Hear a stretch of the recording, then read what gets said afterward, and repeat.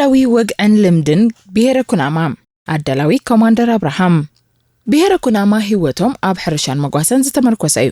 ኩናማ በዓላቶም ብኩናማ ከተርጉሙን ከለው ትርጉሙ ከም ጽሩይ ማለት ይጥቀምሉ። ንኣብነት እዚ ሰብ ጥዑይ ድዩ ንኽብሉ እዚ ሰብ ኩናማ ድዩ ይበሃል። ማይ ኩናማ ወላስዋ ከም ጽሩይ ንማለት ከም ዝጥቀምሉ ድማ ይግለጽ። ሕብረተሰብ ኩናማ ፍልይ ዝበለ ኣገባብ እምነት ወግዕታት ውርሻ ሃይማኖት ዘለዎ ህዝቢ እዩ። ክርስትናን ምስልምናን ኣብ ሓደ ሓያል ሰማይን ምድርን ዝፈጠረ ኣምላኽ ኣና ድማ ይኣምኑ። ሕማቕ ነገራት ምስ ትገብር ሰብ ምስ ትብድል ኣምላኽ ዘይፈትዎ ስራሕ ብምባል ይነጽግዋ። ምስ ዝሽገሩ ኣምላኽ ኣሎ ዝብል መጸናንዒ ቃል በብዝሒ ይጥቀምሉ። ብሓሶት ምስ ትምሕል ዓይነ ኣምላኽ ኣይትድፈን ይበሃል። በዚ መሰረት ኣብ ኩሉ ከባቢታት ኩናማ ዝግበር ዓመታዊ በዓል ኣብ ገሊኡ ላጋ ሰሰ ቢበያ ኣብ ገሊኡ ድማ ቡቡጃ ተባሂሉ ይፍለጥ። ቅድሚ ማሕረስ ምጅማሩ ድማ መሬት ዋና ስለ ዘለዎ ዓመት ሙሉ ዝረኸሰ ንኽነጽህን ብርኩት እቶት ንኽርከብን ተባሂሉ ንዕኡ ኣብ ዝተዳለወ ቦታ ሰብኡት ኣና ኢላ ጥራይ ከብዶም በጊዕን ጤልን ሓሪዶም ኣብ ሓዊ ጠቢሶም በመብላዕ ንዓዲ ያእቱ። እቲ ደም ድማ ኣብ ሓምሓም ተቐቢሎም ብላኻ ገይሮም ገዛ ይነጽግዎም። ደቂ ኣንስትዮ ከምኡውን ኣና ኢላ ዘይበጽሑ ደቂ ተባዕትዮን ኣይሳተፉን እዮም። ድሕሪ ዝበዓል ሰብ ናብ ማሕረስ ይወፈር። ዝኾነ ውራይ መርዓን ካልእ ንጥፈታትን ይቋረጽ።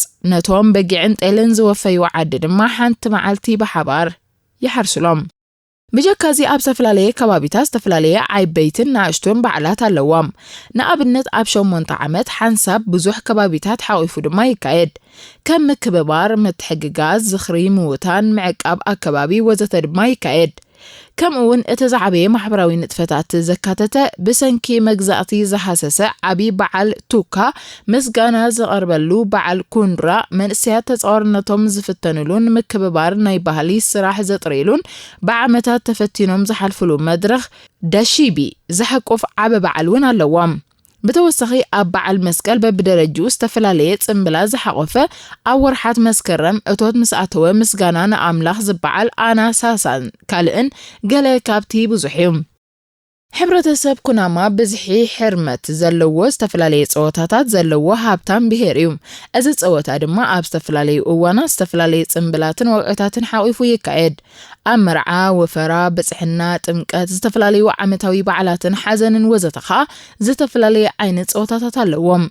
ንኣብነት እኩንዳ ኣብ መርዓ ናብ ዝኾነ ግዜን ክጽወት እንከሎ ኣሻ ኡሉዳ አንደ ኩቡላ ዕድመ ጸገብ ምዝመውት ብደቂ ወይ ብደቂ ደቁ ንመወቲ ዝጻወትዎ እዩ።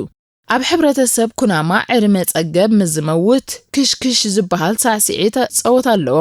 ምናልባት ኣብዚ እዋን እዚ ብኽያት ምዝሰማዕ ንመዋቲ ወይ መዋቲት ደቂ ደቃ ወይ ደቂ ደቁ ኣለናልኩም ንሕና ተካቲ ወሊድና ኣለና እንዶ ኢሎም ዕልል ይብሉ እሞ ብኽያት ይቋረጽ።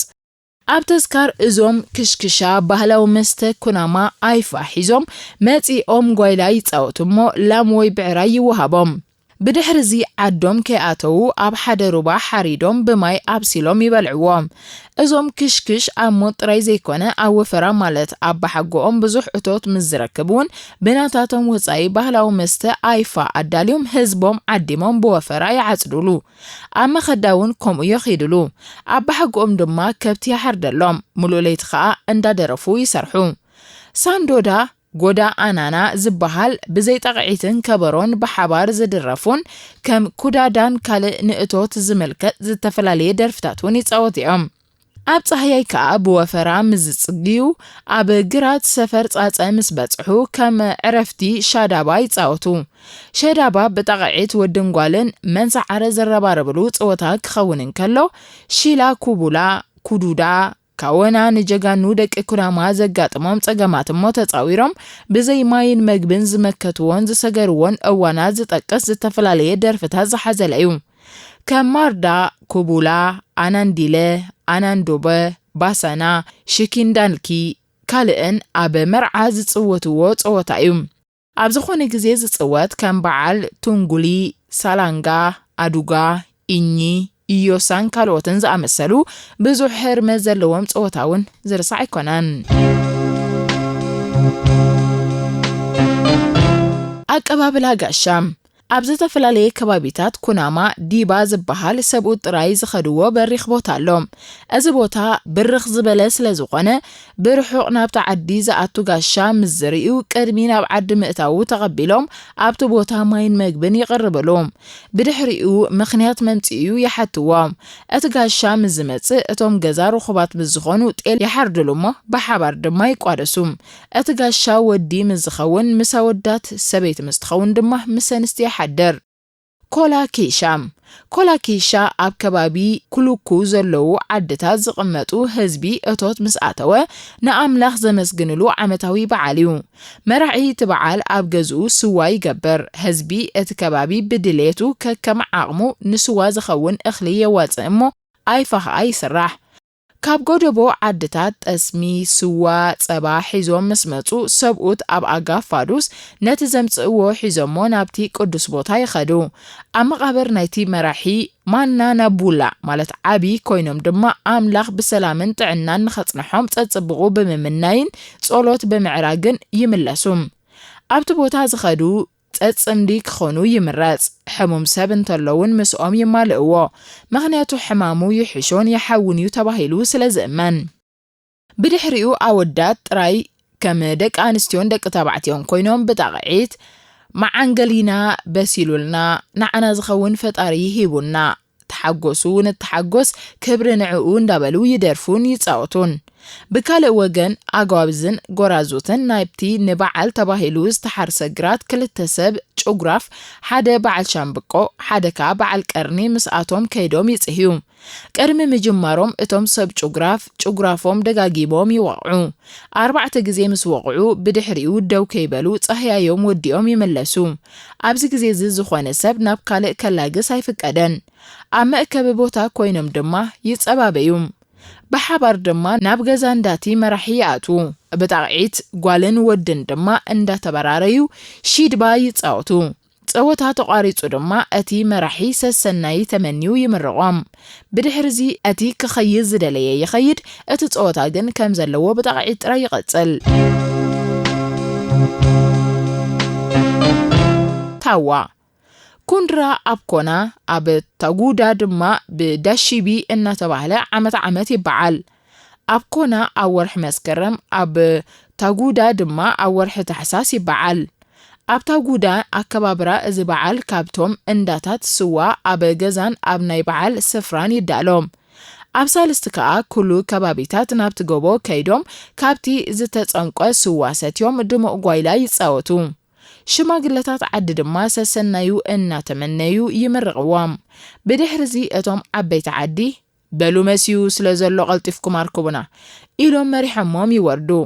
ንዳሺቢ ይዳለዉ ማለት እዩ። ኣብ ዳሺቢ እኽሊ ካብ ገዛ ተዋፂኡ ኣዋልድ ጥሒነን ይልንቅጥኦም። ኣንስቲ ድማ ኣይፋ ማለት ባህላዊ መስተ ስዋ ይገብራም።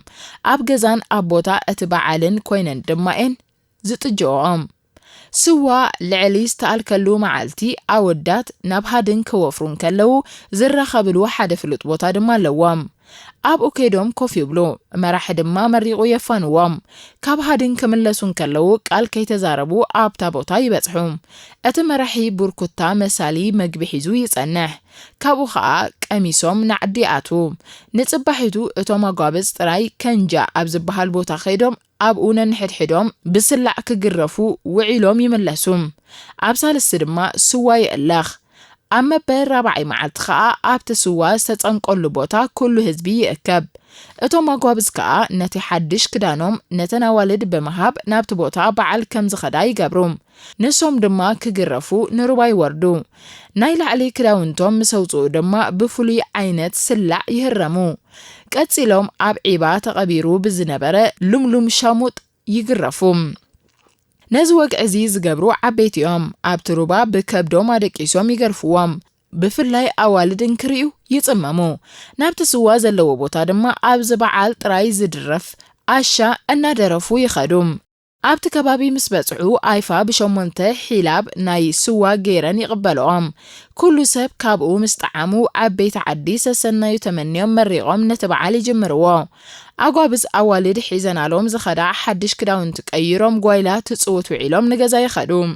مشت أوالد كاب كلته سلستن لعلى خوينن أب جزاي صبيام أتوم كجرفوز وعلو دما بأكوب جام خراق قول في آتر ربيلهم بمأسار نابتنا والد يخدو بدحرزي اتنا والد مجمرتان تعبي دحان نمن آسو بحنت الحنت اللي توي فتح لهم جام صوت دما سوا يغرب مرحتي نايتوم من الساعات سوا تقبلو بماي أعطينو نبصوتو يهبمو عفون بو قوتجيصوم يمل سوامبر أيستيوان زيتي عميقاً دما نتقصلي درزالهم بدحر زيغا جزءهم يخدو مسقهم زيت جرفة انت تحويسوهم نتناتو كينات ندقا يدربمو سلاحيلو بموصا يخيد سوان مقبنكا عبندا عديهم كيدوم يمزو مقابو كابتين دا والد كوتون كاللو دحري زترفة يقرف يقطع سلازخونة كلهم تمراري حميم زواتو مرحيهم سلازي حتت نسو يقواتاتر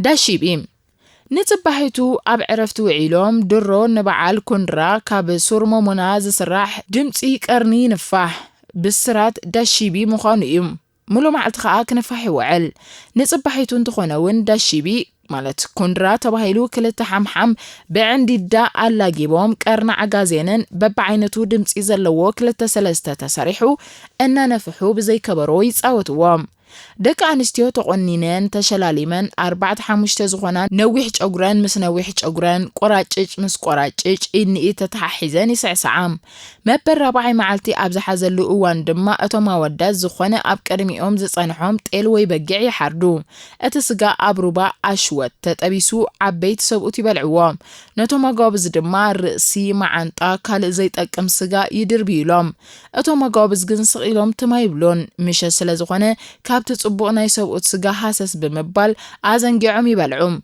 دهرزي بعال زخونة عينة قويلة مالت صوتا كتصوتوني كقال كم مرعز أمثلنا في استانقرات انتخونا وين دهرز بعالي زغط صار إذا زي منو استفلاليو هايمانوتاون بحلاون بعلات زي بهر دم ب5 أجباب نعمتها بسناية صرحنا يزازم